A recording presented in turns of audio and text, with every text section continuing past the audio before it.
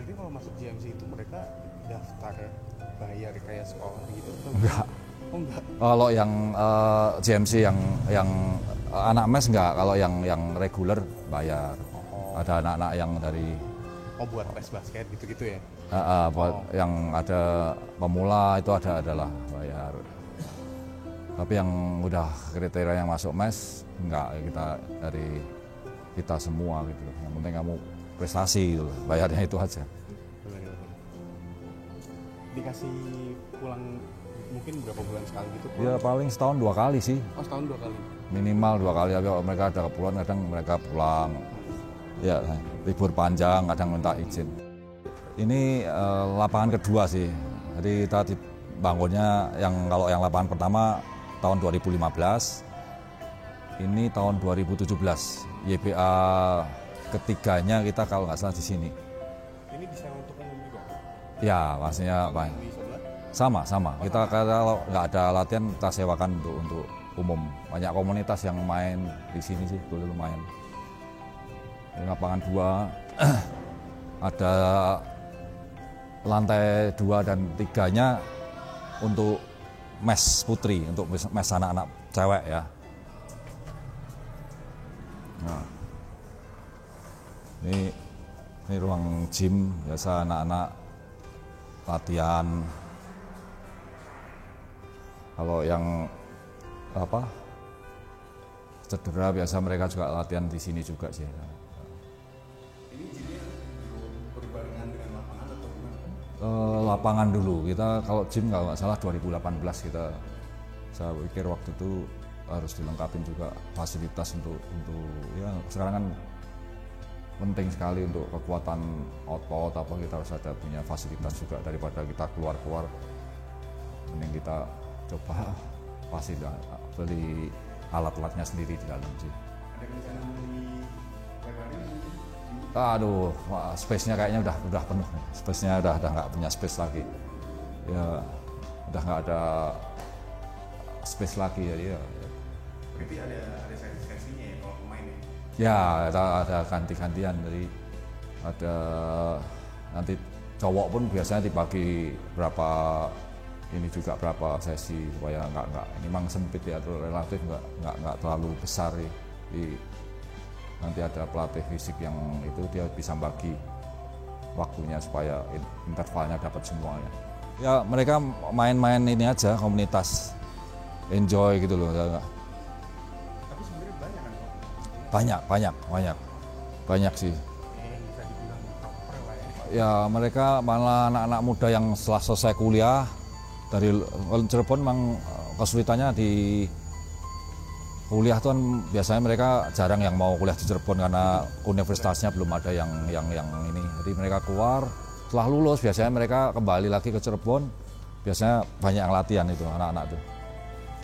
Jadi kalau mereka balik selalu datang ke sini ngumpulin teman-temannya yang pas liburan, yuk main gitu. Dan ini mes putri sih. Oh, maksudnya? Lewat sini, jadi aksesnya ke atas tuh ya di Sri Kandi, biasanya tidur di sini kalau mereka datang. Kamar pelatih sini. Oh, iya. Ini ada 3 kamar, bawah 2 kamar. Masuk kamar ada yang di sini ber-6, yang di bawah ber-8. Oh, tapi luas ya? Panjang susun ya, kamarnya cukup luas sih. Ya seperti inilah anak-anak di bangun tidur ya lihat lapangan. Ya mudah-mudahan jadi motivasi gitu loh. Kalau mungkin bosen ya, mungkin enak lihat lapangan basket, tapi ya itulah tujuan mereka ke sini gitu loh. Kalau kamu udah di mes GMC ya usahakan bisa jadi pemain basket yang handal itu. Mereka harus punya tekad besar lah untuk kita mes dulu cowok sebelah sana, dulu kita ada rumah di sekitar sini sih. Tapi akhirnya kita setelah punya mes sendiri ya kita pindah sini semua.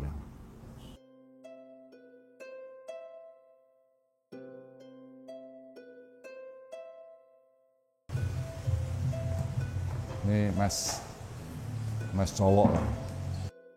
Soalnya ada ruang meeting tapi karena penuh dipakai anak-anak. Cowok 3 tapi ada kamar pelatih, ada 5 kamar sih. 5 kamar. Emang waktu itu fokusnya emang ke buat mengembangkan cowok atau gimana? Dua-dua sih, soalnya cowok cewek ya. Kita lebih ke apa ya junior sih, grassroots lah ya, kita bicara grassroots. Jadi anak-anak yang punya minat di basket, punya talenta ya kita coba fasilitasi dengan cara seperti ini. Batas minimal usia kok kalau misalnya mau gabung ke mes? Enggak masalah sih, itu dari banyak. Dulu ada yang Maura itu dari umur 12. Dari umur 12 ya ada. Kakaknya waktu ada kakaknya cowok SMA 1, dia baru lulus SD. Nah itu barengan mereka, awal-awal mulainya dari mereka dulu sih sebetulnya. Ya kalau restoran Ayam Pawon ini udah salah satu fasilitas kita, tapi sebetulnya tujuan saya sih melengkapi supaya ya kalau ada income ya buat bantu anak-anak, kehidupan anak-anak ini aja di mes itu aja. Supaya biaya kita bisa cover dari lewat sini dikit-dikit lumayan lah. Cuman ya kita perlu waktu untuk masarin ini ya. Sekarang agak lumayan lah dengan adanya banyak event, orang mulai banyak tahu ayamnya enak, ayam gorengnya.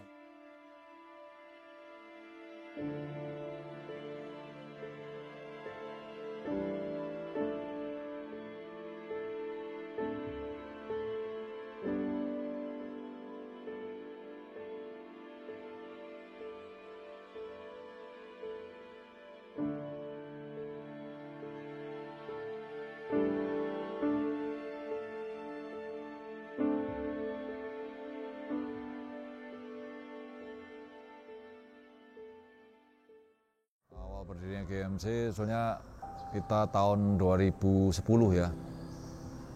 Dimulai waktu itu saya pertama datang ke Cirebon, sempat lihat anak-anak ada veteran latihan, anak-anak latihan di pinggir gitu. Saat itu saya sama istri saya datang, saya ikut main di veterannya sambil syuting lah. Syuting, anak-anak lihat saya gitu loh. Mungkin waktu itu akhirnya dia tanya, "Om, kok syuting masuk terus?" gitu loh. Akhirnya ada yang ngomong, "Ini bekas pemain nasional." gitu loh. Nah, terus anak-anak tuh langsung ngomong ke saya, "Om, saya mau dong dilatih." Akhirnya saya waktu itu ngomong, "Oke Om, sempetin waktunya, tapi kalau mau latihan kita kan nggak punya lapangan waktu itu kan kita belum ada lapangan GMC kan di lapangan Bima lah waktu itu."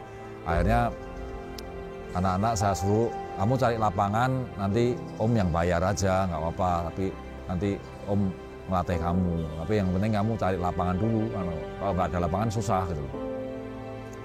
Akhirnya anak-anak itu juga nggak dapat lapangan di Bima.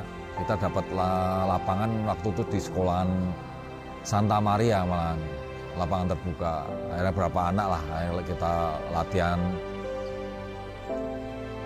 Tapi lama-lama juga akhirnya kepikiran juga, sempat ada mau nyewa lapangan susah sekali. Di Bima itu kan lapangan milik Pemda ya, jadi gantian sama cabang olahraga lain.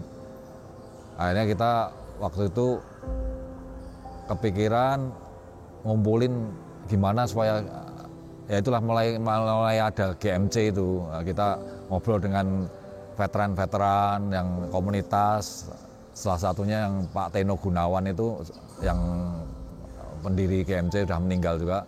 Ada Willy yang berarti itu anak-anak mudanya waktu itu wakilnya Om Willy lah.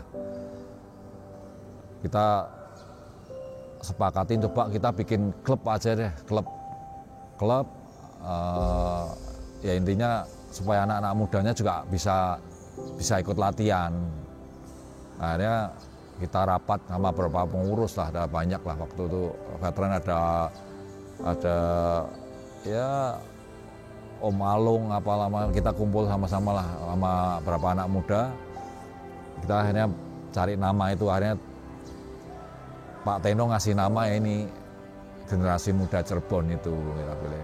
Udah akhirnya tahun 2010 tuh nama GMC kita inilah. Tapi ya tetap masih belum ada, kita latihan di Bima. Tapi mulai banyak lah anak-anak yang antusias tuh. Saya lihat sama akhirnya Livan pas adik saya pulang dari Amerika, ya itulah kita lebih ada punya semangat. Kayaknya anak-anak ini perlu kita arahkan karena kalau lihat potensinya lumayan. Ya waktu itu kita akhirnya nemu beberapa pemain seperti Yuda, Raven, Steven yang waktu itu mereka akhirnya ya mau gabung di kita. Akhirnya kita bawa tryout kemana-mana, mereka merasa apa ya, enjoy dan mereka wah basket tuh emang asik loh, maksudnya kita tuh wawasannya duluan cuman kalau di Cirebon ya maaf mungkin kan cuman Porda. Akhirnya kita coba bawa ke turnamen yang di Jakarta. Dari situlah akhirnya kita kepikiran mau serius nih ngelatihan. Tapi lapangan kalau nggak ada, saya bilang, akhirnya saya juga mikir-mikir lagi, udahlah saya kayaknya punya tanah nih tabungan. Gimana kalau ini saya coba ini saya bangun lapangan. Ya banyak orang mungkin setengah percaya nggak percaya nih, bener nggak saya membangun lapangan basket itu apa sih maksudnya yang didapat. Tapi ya akhirnya saya bilang ke istri saya, ya kok mendingan kita kalau misalnya bangun lapangan basket gimana. Ya istri saya akhirnya ya saya terserah kamu lah, serah kamu aja. Mulai bangun tahun 2015 awal. Sempet awalnya banyak orang nggak percaya, kamu gila lah bangun basket buat apa. Tapi saya bilang ya mungkin ini cara saya untuk nabung di sini deh, udah nggak apa-apa deh. Saya nggak mikirin profit apa enggak, saya coba aja lah karena saya pikir ini pasti banyak manfaatnya untuk orang lain ya. Setahu Tante sih, Libon memang orangnya totalitas. Kalau dia sudah terjun di basket, ya dia akan total gitu loh. Kita kadang ada up and down. Kita sendiri juga asalnya anak mes. Jadi kita ngerasain, kita pengen berbagi dengan anak-anak melalui basket. Waduh, waktu itu paling 10 orang ya, anak-anak 10 orang. Terus akhirnya kita ada tambah, oke. Terus makanya tahu-tahu banyak, jadi kita kelompokin umur. Ada umur 12, waktu itu 12, 14, 16, 18 lah kita mulai kelompokin umur. Dan akhirnya Koliwon punya pikiran untuk punya mes. Jadi kita mau merekrut pemain-pemain dari daerah lain yang punya talenta, dan biasanya orang yang kurang mampu di daerahnya kita bisa bantu di sekolah. Itu aja. Jadi waktu itu kita mes ada berapa orang dari Cilacap, ada Pekalongan, Solo, dari Ambarawa waktu itu. Jadi itulah makin besar sampai sekarang ini. Ya punya anak-anak sekarang sih ada kira-kira putri ada 20, putra ada 20 juga. Dan itu bukan, menurut Tante juga bukan hal yang gampang karena mereka berasal dari berbagai daerah, kita kumpulin dengan berbagai karakter. Kadang mereka juga ada yang masih kecil, kadang begitu datang masih nangis seperti itu. Nah, Tante mungkin bantu mereka untuk ini ibu kalian, terserah kalian mau anggap Tante ibu kedua, ketiga, keberapa. Tapi yang penting kalian nyaman. Tante berusaha merangkul mereka seperti anak Tante sendiri. Kalau Tante kebenaran untuk yang ngurus mes ada sendiri, ada beberapa, salah satunya Om Isyong. Tapi dibantu juga dengan coach-coach. Jadi di bagian putri kita taruh 1 coach, di bagian putra ada 2 coach, dan nanti urusan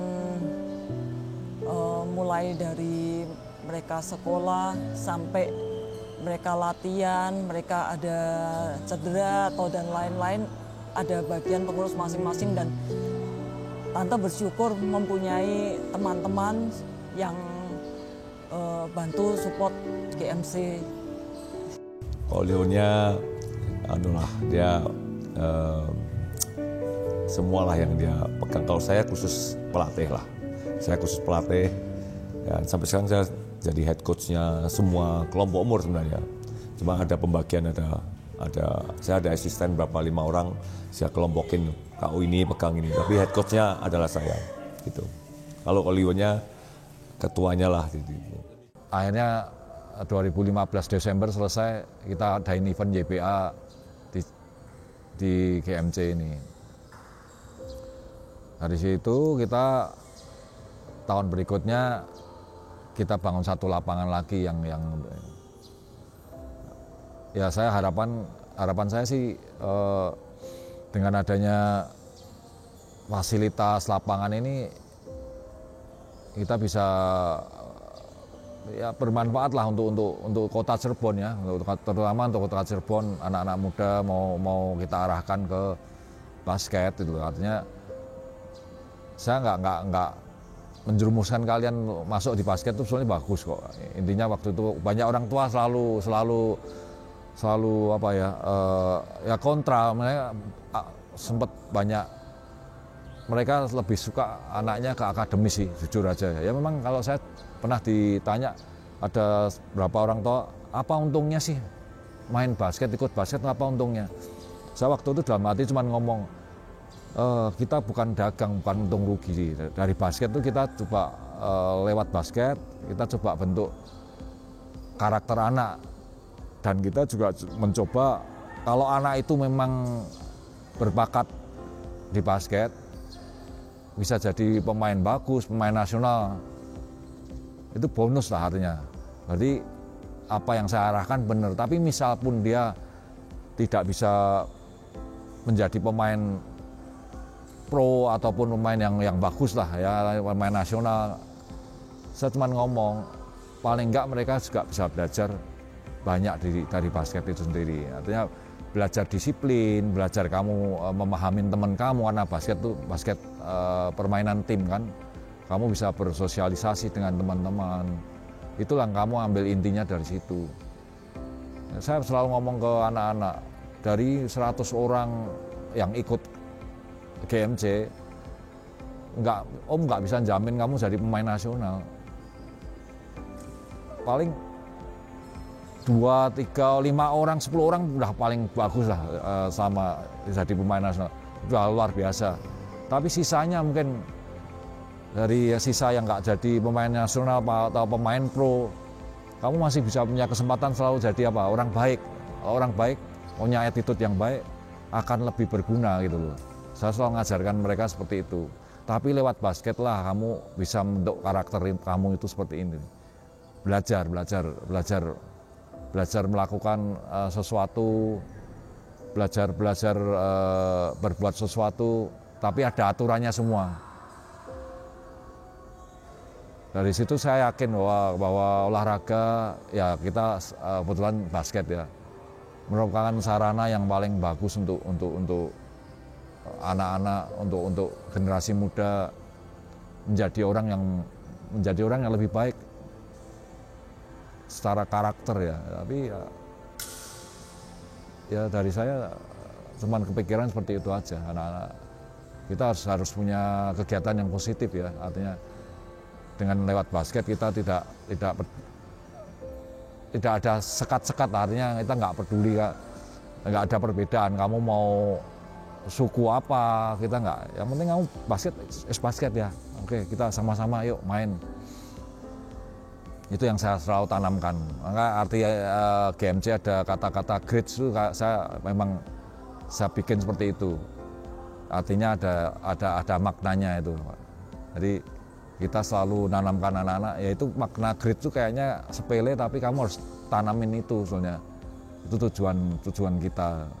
Ya mudah-mudahan ke depan GMC semakin inilah belajar, kita selalu belajar.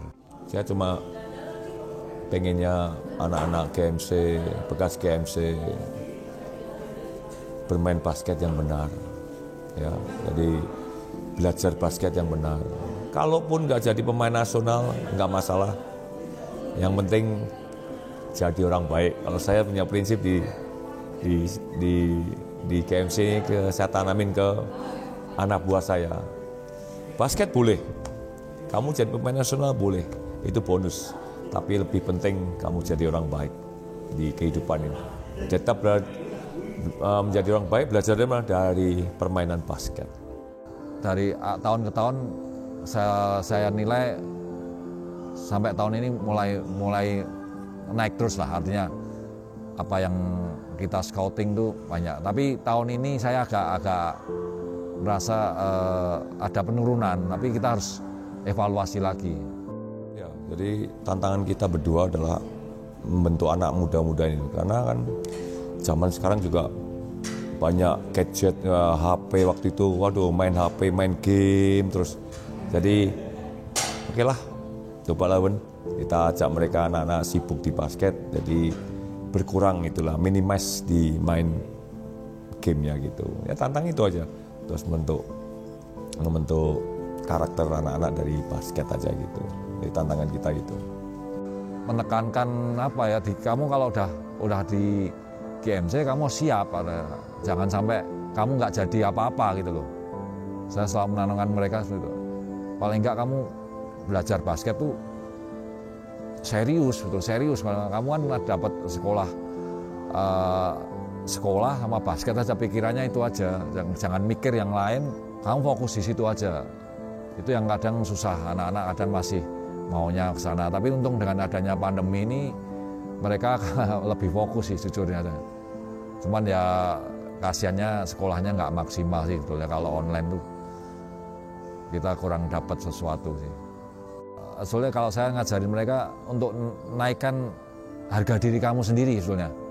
Harga diri dalam arti kalau kamu punya keahlian di basket, kamu basket selalu jadi alternatif, bisa jadi alternatif. Tidak semua orang punya talenta di akademik. Paling enggak basket jadi alternatif untuk kamu bisa mencapai jenjang selanjutnya. Contohnya ke perguruan tinggi lah, dengan kamu punya talenta basket, dengan punya kemampuan basket yang tinggi, pasti banyak perguruan tinggi yang pasti memberikan penawaran beasiswa. Itu yang saya ajarkan. Jadi, kerja keras kamu itulah yang akhirnya meningkatkan value kamu sendiri. Oh, saya lihat anak-anak saya, anak mes, anak bekas pemain saya menjadi orang baik aja udah seneng. Jadi ya tujuan itu aja, kepuasannya itu aja. Lihat anak-anak dapat beasiswa di universitas A, B, C karena basket, udah saya tidur nyenyak, seneng, itu aja, nggak ada lain lagi, itu aja kepuasan saya cuma itu. Anak buah punya bisa sekolah, bisa bantu orang tuanya, nasib buat saya udah cukup bagi saya. Sama kalau Liwen tentunya sama. Liwen orangnya ganteng, iya. Ganteng, pendiam. Diam-diam kadang nyebelin. Iya. Terus Liwen, ya setahu tante sih memang hidupnya di basket. Sekarang sih Liwen memang ya setiap hari sih yang diomongin basket, kemajuan basket. Jadi tapi kita untuk di Cirebon kita memang untuk pembinaan. Jadi Liwen juga saya, kita semua, kita pengurus setuju untuk pembinaan. Kita awal harus karakter yang kita perhatikan. Karena menurut kita karakter itu akan dibawa sampai kita besar nanti, bahkan sampai kita mati nanti juga karakter yang akan terus nempel di kita. Saya sih masih banyak orang lain yang lebih banyak berkorban. Saya sih merasa saya belum apa-apa sih. Saya cuman dari hati saya sendiri aja, karena saya dulu emang saya hobi basket. Saya dulu dibantu orang lewat basket juga sih. Ya salah satunya dulu saya belajar basket, kebetulan dapat gurunya pas orang yang pas lah. Artinya Tuhan mengarahkan hidup saya, kebetulan ketemunya orang yang pas, belajar basketnya yang pas. Saya terus terang dari pertama belajar basket di Solo kan masuk Jawa Tengah, waktu itu ketemunya ya justru sekarang ketemu yang Pak Dhani Kosasih itu. Saya juga nggak nyangka bisa, artinya saya bukannya ini ya, terlepas itu Pak Dhani Kosasih, waktu itu saya lihat, lihat dia emang totalitas di basket, emang orang gila basket lah, gilanya lebih. Sampai dia tuh, saya waktu itu terkesan dia ngajarin sesuatu yang kadang-kadang, contohnya yang pada saat kita makan bareng, pada saat kalau namanya tour itu makan kan kita ada catering,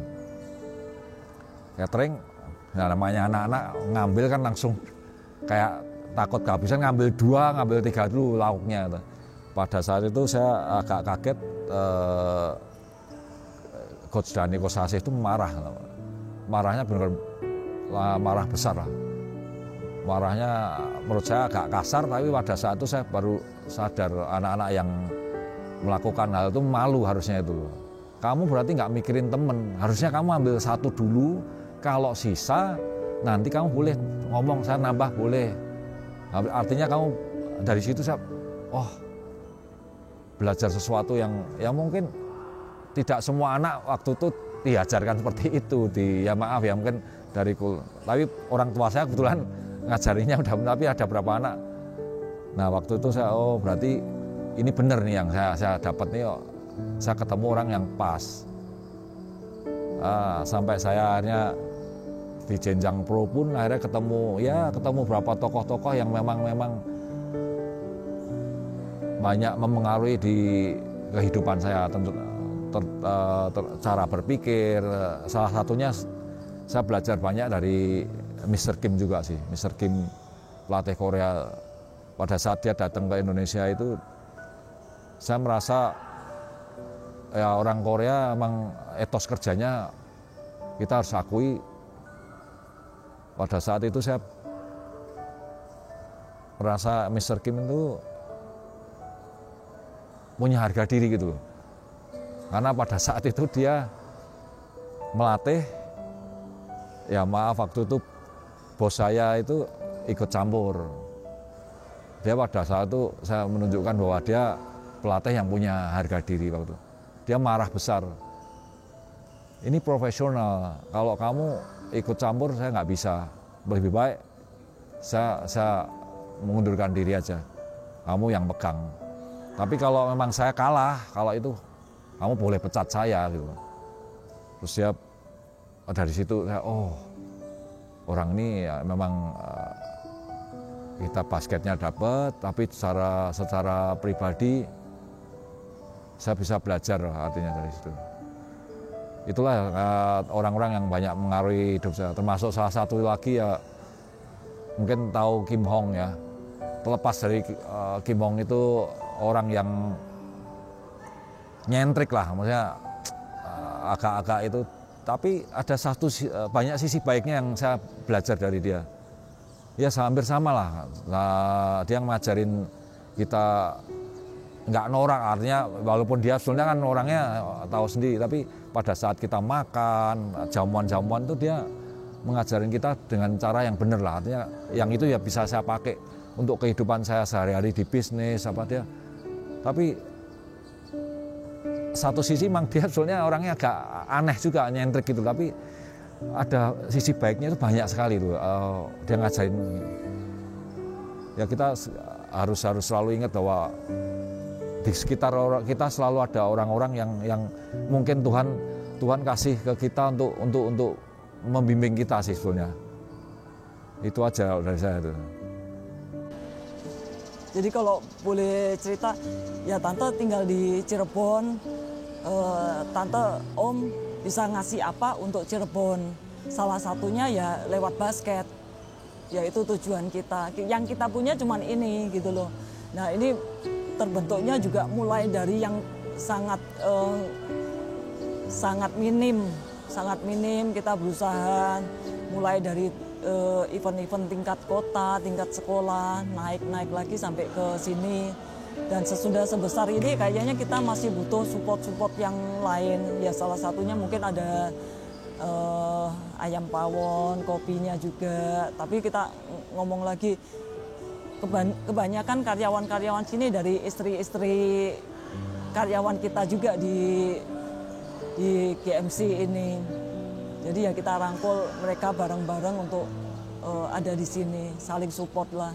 Dan tujuan ini jadi untuk support juga ke mes, untuk menutup biaya-biaya mes juga.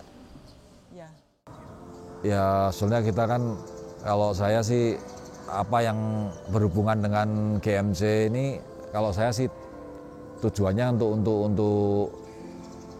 untuk apa, meringankan biaya ini aja sih, supaya kalau kita misalnya kayak ada ayam pawon apa, kita yang penting kalau bisa ada untung, ya untungnya untuk sehari-hari anak-anak mes itu lumayan lah. Kalau tujuan saya seperti itu aja sih. Jadi apa yang uang sewa lapangan apa kita manfaatin untuk anak-anak mes itu aja. Ya pastilah, tanpa mereka kita juga nggak bisa seperti ini sih. Artinya peran-peran security, satpam, OB itu mereka sangat hal yang tetap kita itu bagian dari, walaupun mereka, saya selalu mengajarkan anak juga, kita harus hargai profesi mereka. Mereka sehari-hari juga yang nopang kita semua sebetulnya mereka juga kan. Barang apapun hilang biasanya selalu ketemu sih. Asal di lapangan kita juga ada security, apapun yang ketinggalan terus biasanya ketemu. Hampir nggak pernah ada yang kehilangan lah kalau di lapangan. Sangat berarti sih kalau menurut saya tuh ada pengurus yang ngurus kantor, Fitri, ada Om Isyung, itu mereka yang ngurusin anak-anak mes. Saya appreciate lah untuk mereka yang ngawasin anak mes. Kita kan anak mes ada berapa orang, ada cowok, cewek, kita harus tanggung jawab ke orang tuanya ya kan. Itu yang kita yang selalu berhati-hati lah, artinya makanya ada berapa orang yang bantuin untuk ngontrol anak-anak juga sih. Ya intinya kalau dikasih umur panjang, Tuhan kasih rezeki, ya pasti saya akan selalu ada untuk GMC sih. Kalau anak-anak saya nggak tahu juga ya, mungkin mau nerusin atau enggak, tapi ya saya selalu nitip pesen bahwa yang kita papa mama lakukan ini dari hati yang paling dalam. Itu yang membuat hidup saya sama keluarga lebih berarti sih dengan adanya anak-anak mes ini. Itu aja sih buat saya. Saya harapkan ya anak-anak mungkin kalau kamu punya sukses, punya pendapatan yang lebih, ya mungkin kamu bisa berbuat sesuatu lewat basketnya, tinggal nerusin aja yang udah ada yang bagus nih. Saya sih saya merasa saya harus komit sih ya, artinya pada saat susah saya pun pasti kena dampak, tapi selalu ada orang yang lebih susah lagi. Nah itu yang kita harus pikirkan juga, selalu ada orang yang lebih susah dari kita. Selama kita masih bisa ya istilahnya berbagi lah, intinya berbagi, masih bisa kita atur-atur, ya udahlah kita harus komitmen aja sih, komitmen lah. Artinya kita memang lagi susah, tapi mungkin orang lain itu sangat lebih susah lagi mungkin. Jadi saya selalu memikirnya gitu, udahlah saya harus komit lah. Harapan kita sih pandemi cepat selesai, liga itu jalan, kita juga artinya kalau ada event putri yang kita nggak usah muluk-muluk, jangan membuat jadi industri, paling nggak ada satu kegiatan yang rutin, mungkin bisa menjalin kerjasama dengan sponsor yang meringankan, artinya kegiatan itu akan bermanfaat untuk perkembangan basket putri itu sendiri gitu. Harapan saya seperti itu, jadi kita harus jangan pernah menyerah itu aja. Itu nanti balik ke anak-anak, tapi sempat kita obrolin juga ke Dennis Russell, ya mereka kan mungkin bersama teman-temannya yang lain lah, merangkul teman-temannya lain kalau bisa melanjutkan visi misi GMC. Karena